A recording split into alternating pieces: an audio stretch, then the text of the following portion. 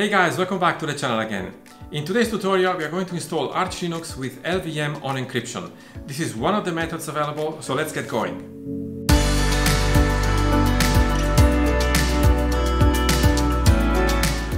So there you go, I booted up the machine from the ISO and I logged in via SSH. And the first thing I'm gonna do is to change the keyboard layout because I don't have a US keyboard. The Arch ISO boots with a US keyboard. So to find out the key maps, we can type in locale ctl and then list dash key maps and then a pipe symbol, and then we use the grep function to narrow down the search. So the connotation for my keyboard is the Swiss keyboard, so it's CH. So I'll type in CH. You replace, of course, accordingly. And then I can hit enter. So the one I'm looking for is the first one on the list. So now I can put this into memory by typing in load keys and then the string, which is de_ch -latin1 and hit enter. There you go. We can clean up the terminal and check for our internet connection. So I'll type in IP space A. And I do have an IP because I have an Ethernet cable attached to my computer here. And if you have Wi-Fi now, you can type in Wi-Fi-menu. And when you hit enter, you will see a list of networks. You can select yours, enter the password, and you'll have an IP as well. Once we have an IP, we can synchronize the network time protocol by typing in time, date, ctl, and then set-ntp, and then true, and hit enter. There you go. Now we can clean up the terminal and create our mirror list by using Reflector, which is not installed in the system by default. So Reflector is a package used to create a mirror list, and we can install it by typing in pacman-syy and then Reflector, and hit enter. Proceed with installation by hitting enter, and Reflector is installed. Now let's use Reflector by typing in Reflector-C for the country. In my case, right now it's Switzerland. You can replace this, of course, accordingly. And then -A for the age of the server. In my case, I'm going to choose 6 hours. And then --sort. We want to sort the servers by speed, so rate. And then --save. We're going to save this information under /etc/pacman.d/mirrorlist and hit enter. Now we can refresh the servers by typing in pacman-syy and hit enter. And we're ready to proceed. Let's clean up the terminal and type in lsplk. And I have one disk here in my system. It's called VDA, and it's 150 gigabytes. Your disk name might be different. It might be STA, or if you have an NVMe drive, it might be NVMe 0 and 1. So throughout the tutorial, you replace the name of your disk accordingly. So let's proceed by partitioning the disk. This is an EFI system, and I need to create at least 2 partitions.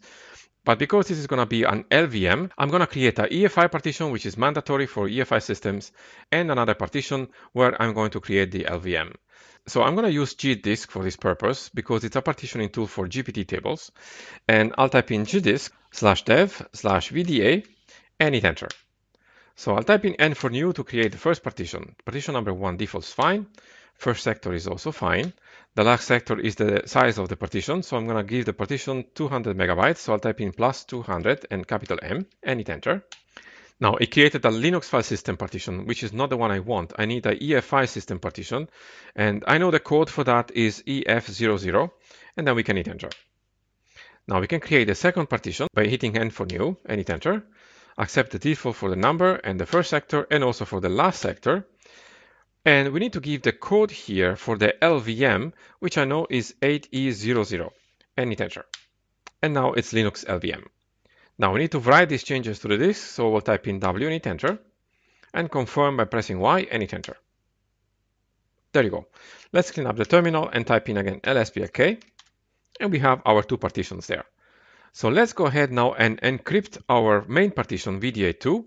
And to do this, we can type in encrypt setup, and then LUKS format, and then our partition name is /dev/vda2 and hit enter. Now we will overwrite the data on the partition. That's fine with me. So I'll type in yes here and hit enter and select a passphrase and retype it. This might take a moment depending also on the size of the disk.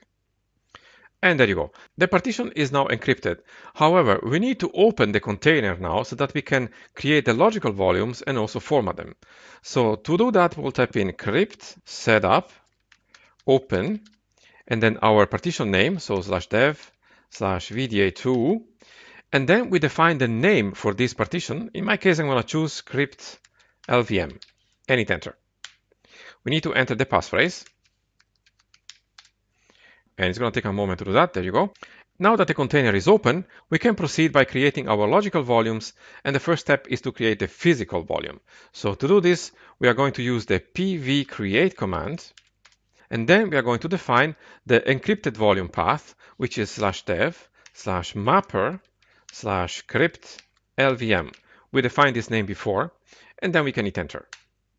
Now the physical volume is created. So let's clean up the terminal, and we can proceed by creating the volume group. So to create the volume group, we can type in vgcreate for volume group create. Now we need to give a name to the volume group. In my case, I'm going to choose vg1. And then again, our encrypted partition path, which is /dev/mapper/crypt LVM, and hit enter. Now the volume group is created, and now we can proceed by creating our logical volumes. So I'm going to create a root logical volume, a swap one, and also a home logical volume. So I'll begin with the root. So I'll type in lvcreate -L. This is going to be an absolute size. I want the root partition to be 40 gigabytes. So I'll type in 40G. Then we specify the volume group. So it's VG1 in our case. And then -N to give a name to the logical volume. And I'm going to call it root. And hit enter. Now I'm going to create also the swap logical volume by typing in lvcreate. And then again -L. I want to give the swap volume 2 gigabytes. So I'll type in 2G. And then again, the volume name, which is VG1 -N, and we'll call this logical volume swap, and hit enter. Now, the last thing is to create the home logical volume. So we'll type in lvcreate -L, because we want to use another function here. I want this logical volume to take the rest of the space. So I'll type in here 100% free. And then again, the volume name is VG1. And then -N, and this is going to be called home, and hit enter. There you go. Let's clean up the terminal and type in again lsblk. And there we can see we have our logical volumes created in the encrypted volume.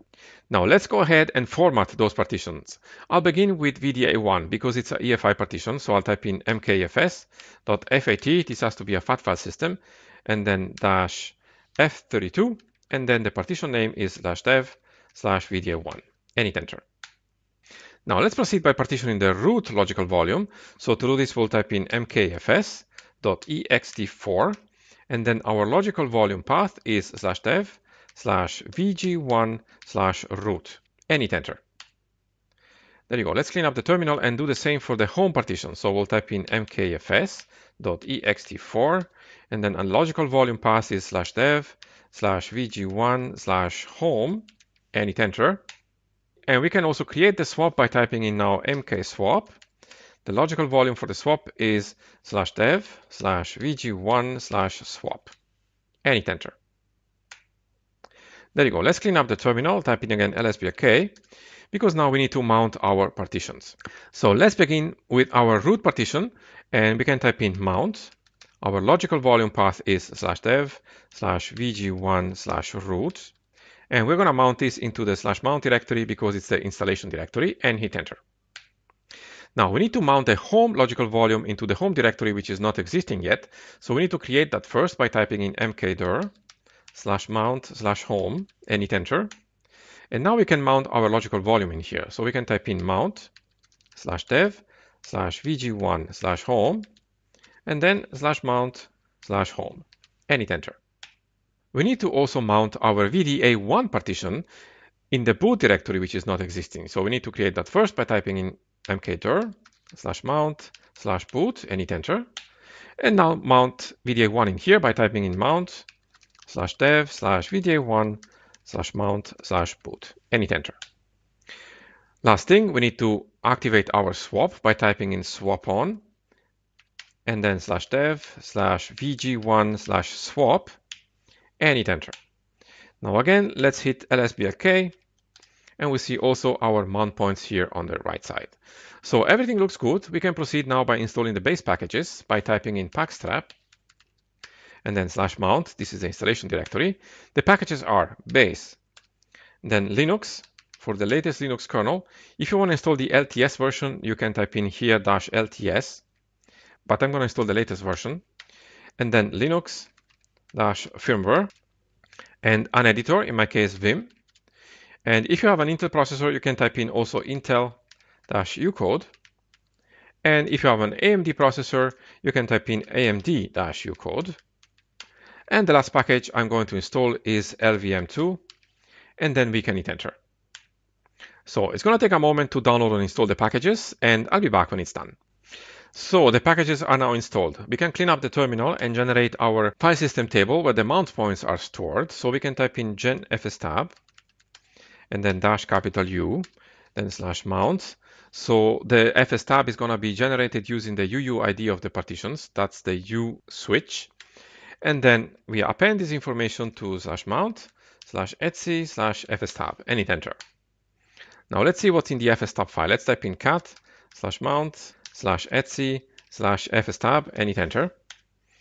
And you see here we have our root partition, that's the first one with its mount point, the home partition, the boot partition, and the swap. So everything looks good. We can clean up the terminal and move into the installation by typing in arch-root and then /mount and hit enter. So let's go ahead and work on our localization stuff. The first thing is the time zone. So to find out the time zone, we can type in time date ctl and then list-time zones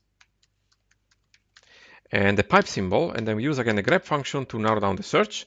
So the city closest to me is Zurich, and then I can hit enter. I have only one result, and that's the one I need to put in the system. So I'll type in ln-sf/user/share/zoneinfo/Europe/Zurich, and I'm going to link this information to /etc/local time and hit enter. Now we can synchronize the hardware clock to the system clock, so we can type in hwclock --sys2hc and hit enter. Now we can work on the locale.gen file. So let's clean up the terminal and type in vim /etc/locale.gen and hit enter. And we need to search here for the locale we are looking for. We can select more than one if you need to, but in my case, I'm just going to need English US, which is down here. And I'm going to uncomment the line by deleting the hashtag on the line which has UTF-8, and then we can save the file and exit Vim. Now we can generate the locales by typing in locale-gen and hit enter.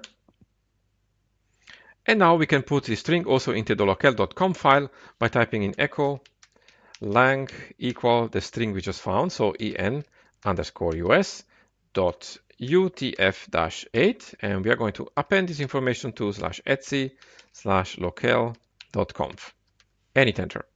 Now, if you selected a different key map at the beginning of the video, you might want to put this also into the vconsole.com file, and we can do this by typing in echo keymap equal the key map we chose. So in my case, it was the e_ch-latin1, and we're going to append this information to /etc/vconsole.conf and hit enter. All right, let's clean up the terminal and work on our hostname. Let's type in vim /etc/hostname and hit enter. We give a name to the machine here basically. So I'll type in arch LVM for mine, and then I can save the file and exit Vim.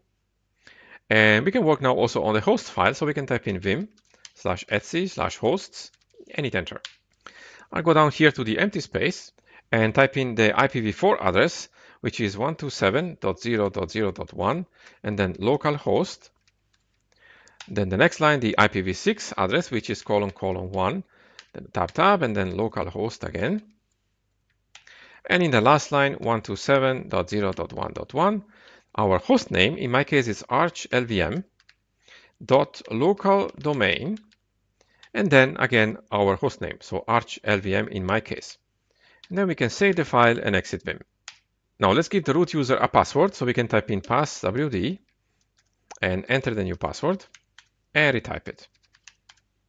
And now we can install some extra packages and also our Grub bootloader by typing in pacman-s grub our bootloader, and because it's also a UEFI system, we need to install EFI boot mgr and some networking tools. The first one is Network Manager, and also network-manager-applet. And we can install also wireless_tools and also WPA_supplicant and also dialog and OS-prober in case you want to install another distro one day, and 2 packages for FAT file systems. One is mtools and the other one is DOS fstools. 2 development packages. One is base-devel and also Linux-headers. If you install the LTS version of the kernel, you can install also Linux-LTS-headers. And then I'm going to install also Git, which is going to help us install Yay for the Arch user repository, and also Reflector to have it in the installation. And some packages for the Bluetooth adapter. The first one is Blues, and also Blues-utils, and also Pulse Audio-Bluetooth. The printing system CAPS. And the last 2 packages are XDG-utils and XDG-user-dirs for home directories. And then we can hit enter. Accept the defaults and proceed with installation by hitting enter. So it's going to take a second here to download and install, and I'll be back when it's done. So the packages are installed. Let's clean up the terminal. Before proceeding by installing Grub, we need to take care also of our init.cpio.com file because we are using LVM and encryption. So we need to edit one file, and to do this we'll type in vim/etc/mkinit.cpio.conf and hit enter. So we need to scroll down here to the hooks section, which is down here. And we need to enter some hooks in here. So because I'm not using a US keyboard, I need to also define these hooks. And I'll do this after the auto detect hook here by typing in keyboard and also key map. And then we need to define the LVM2 and the encrypt hooks before the file systems hook. So I'll go down here, enter a space and type in here encrypt and also LVM2. Then we can save the file and exit Vim. And we need to recreate the init RAM by typing in mkinit-cpio-p and then Linux. If you chose the LTS version, you can type in here linux-lts, and then we can hit enter. It's going to take a second to do that. There you go. Let's clean up the terminal, and now we can proceed by installing Grub. So let's type in grub-install, then --target to define the target machine equal x86_64-EFI. Then we need to define the EFI directory, so --EFI-directory equal /boot. If you remember, we set that at the beginning. And then the bootloader ID, so --bootloader-ID equal grub. And hit enter. Now, before generating the configuration file for Grub, we need to change something in the Grub file. And that is, we need to enter a kernel parameter by using the UUID of the encrypted partition. So let's type in block ID and hit enter. And what we need here is to find out the UUID of VDA2, which is this one right here. So what I'm going to do, I'm going to copy this information. And now we can edit the Grub file by typing in vim/etc/default/grub and hit enter. And we go down here to the command line. And we'll type in here this string, crypt device equal, and then I paste in what I copied before, so the UUID of the partition. Then I'm going to delete these quotes, and then we type in a colon, and we specify the name of the encrypted partition we gave during the process, which was, if you remember, crypt LVM. And then the last thing is we give the root parameter, so root equal /dev/vg1, our volume group, and then /root. This is the logical volume path. And then we can save the file and exit Vim. And now we can generate the configuration file for Grub by typing in grub-mkconfig-o, so the output goes under /boot/grub/grub.cfg, and hit enter. There you go.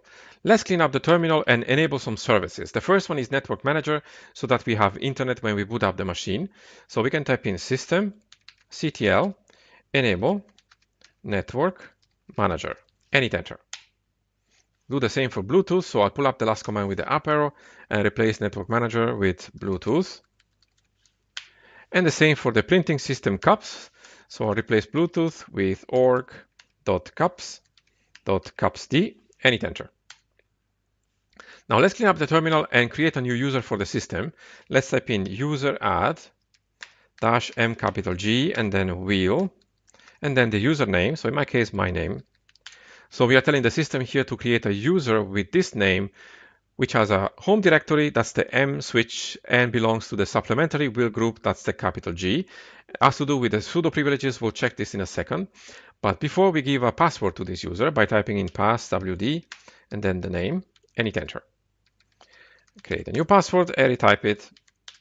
And now let's type in editor equal vim and then sudo and hit enter.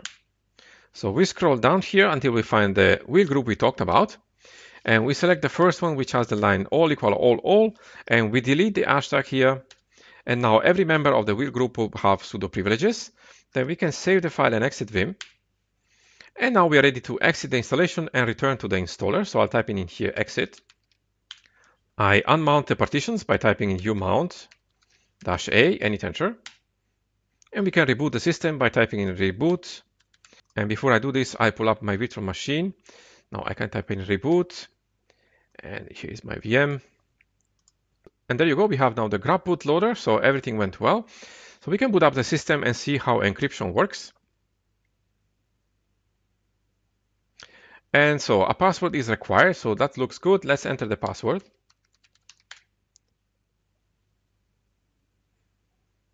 And we are now in the system. So everything looks good. Let's log in with our username and the password. And we are now logged in. Now, the first thing we need to do is to check for an IP. So we can type in IP space A. And again, I have an Ethernet cable, so the IP is there. But if you don't, and you have Wi-Fi, you can type in now NMTUI. And you go to activate a connection, select your network from there, enter the password, and you'll be connected as well. Let me log out from here and clean up the terminal.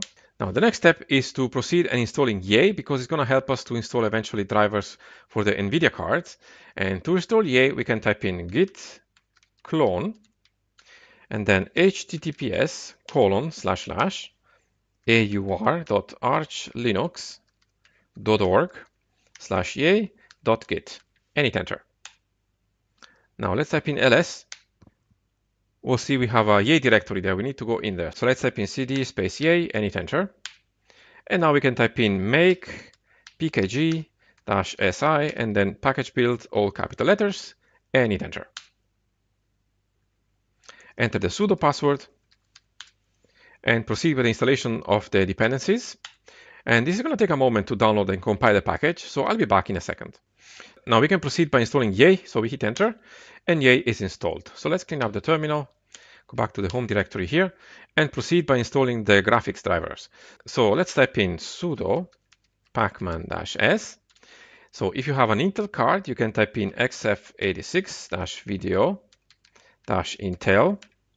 If you have an AMD card, you can replace Intel with AMD GPU.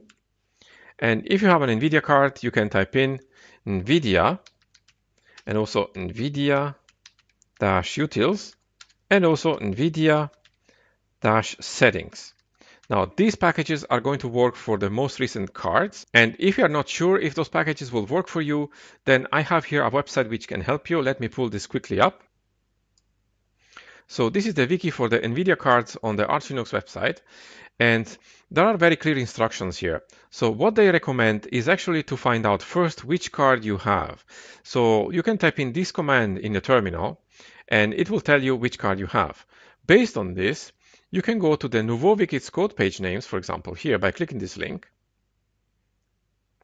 And you can see the cards here and the code that they correspond to. So once you know the code, you can go back to the previous page and install the appropriate driver. So for example, as it says here, for these cards or these groups and newer family cards from around 2010 and later, the NVIDIA package is the correct one. That's the one we installed.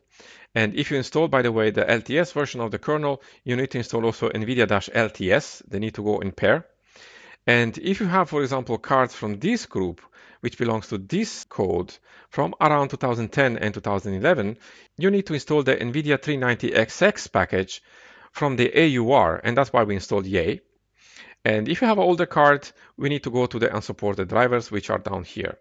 So the problem here with unsupported drivers is that NVIDIA doesn't produce any more drivers for your card. So you have two options. You can use older drivers from the AUR, like this NVIDIA 340XX. The problem is these drivers are supporting Xorg until version 1.2, but they do provide better 3D performance. If, however, you want to use the latest version of Xorg, you need to then install the Nouveau driver, which on the other side does not offer better 3D performance. So it's a compromise whether you need better 3D performance or you need to use the latest version of Xorg. So based on that, you can go ahead and install your packages. So let me clean this up. And that's going to do it for the base install. Now you can go ahead and select on the channel the desktop environment or the window manager you want to install, and you will have your full system there. There you go. This is how you can install Arch Linux with LVM on encryption. If you are interested to see the other way around encryption on LVM, let me know and I will do another tutorial for that. I hope you liked the video, guys. If you did, please hit the like button below and sub to the channel if you haven't already. Subs always helps us out. And if you want to support the channel, you can do so by visiting our Patreon website, or you can donate via PayPal through our website as well. Thank you so much for watching the video, guys, and I'll see you in the next one.